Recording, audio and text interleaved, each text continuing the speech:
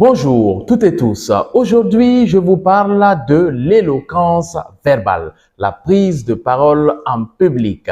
Cela tombe bien. Aujourd'hui, je vais avoir une formation avec un groupe de qualité. C'est un groupe composé de jeunes patrons, de jeunes chefs d'entreprise. Ils sont une quinzaine. Je les retrouve tout à l'heure, mais avant, un petit conseil pour vous. En matière de prise de parole en public, il y a beaucoup de règles. Il y a une grande préparation avant et au titre de la préparation, il y a quelque chose que l'on néglige ou qu'on oublie parfois de vous dire, il faut manger. Il faut bien manger, il faut bien boire avant de prendre la parole. Et oui, c'est crucial.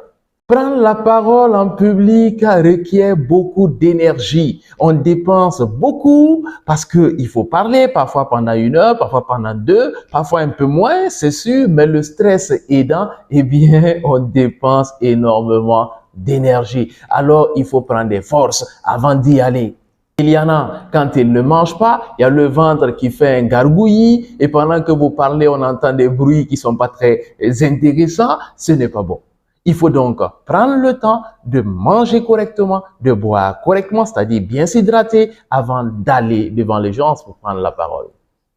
Et vous le savez sans doute, quand on ne mange pas, ça peut s'apparenter à une maladie. On a la mine qui est un peu froissée, on n'est pas très bien dans ses baskets, on a l'air quelque peu fatigué. Tout ceci, ce sont des signes de la faim. Alors, s'il vous plaît, avant toute prise de parole en public, en tout cas quand vous le pouvez, il faut manger. C'est le conseil que je vous donne aujourd'hui.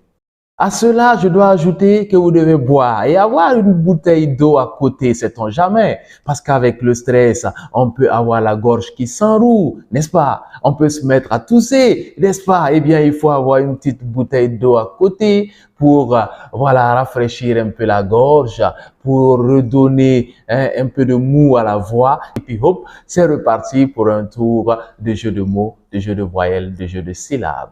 Alors, avec les jeunes entrepreneurs que je retrouve dans quelques minutes, nous allons donc parler en long et en large de la prise de parole en public en 10 points que j'ai élaborés pour eux.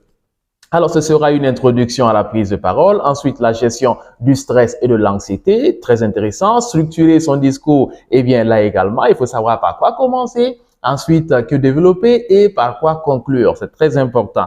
Captiver l'auditoire. Il y a des techniques pour ce faire. On va le voir. Maîtriser la gestuelle et la voix. Oula! La voix, c'est un instrument essentiel. On va voir comment l'utiliser. Tant le guitariste va manier les cordes de sa guitare, autant nous également, en situation de prise de parole en public, on va jouer de nos cordes vocales. On va monter, on va descendre, on va se balader un peu au gré de ce qu'on a envie de faire passer comme sentiment. Et puis, il y a interagir avec l'auditoire, avec le public. Il y a des techniques pour ce faire. Il y a aussi, en point 7, comment gérer les imprévus et les objections. Ça peut arriver, on peut avoir préparé très bien, mais on ne sait jamais ce qui peut nous tomber dessus pendant la présentation. Et bien entendu, il faut s'exercer, il faut répéter comme toute chose. Il faut pratiquer pour être un peu plus à l'aise et puis tenir compte des conseils. Et l'un des conseils, donc, c'est de bien manger, mais il n'y a pas que cela. Il y a aussi l'habillement, il faut bien s'habiller, c'est important. Il y a d'autres conseils utiles comme ça. Eh bien, ceux qui seront à la formation vont les découvrir. Et puis, on va terminer avec, bien sûr, une belle conclusion. Ce sera une formation pratico-pratique. Eh bien, à chaque étape, les participants vont montrer ce qu'ils ont dans le ventre. Et si jamais, vous aussi, vous avez envie d'une formation sur la prise de parole en public, n'hésitez pas. Appelez-nous.